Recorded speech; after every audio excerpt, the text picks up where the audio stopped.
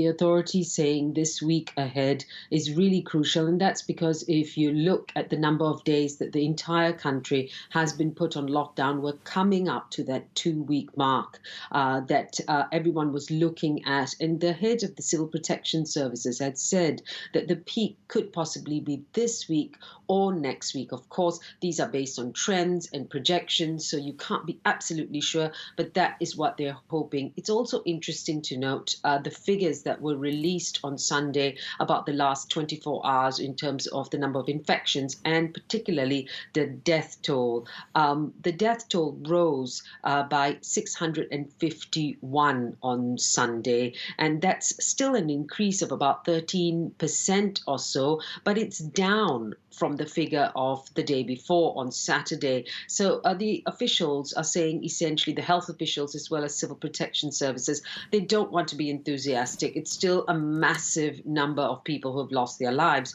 but they take this as a possible sign that perhaps we're at the limit in terms of those containment measures. But they say even more so now is the time to be on their guard and not let their guard down. Stay at home is what they're stressing. In the meantime, though, we have seen Italy trying to do its best to produce masks, to get the right equipment to the doctors, and to get doctors from other parts of Italy to move up north where it's most crucial. But we're also seeing help arriving from overseas. We saw initially those doctors arriving from China, but now we're seeing groups from Cuba as well as from Russia. Russia also bringing in much needed equipment. So they're trying to get the help to the people who need it most.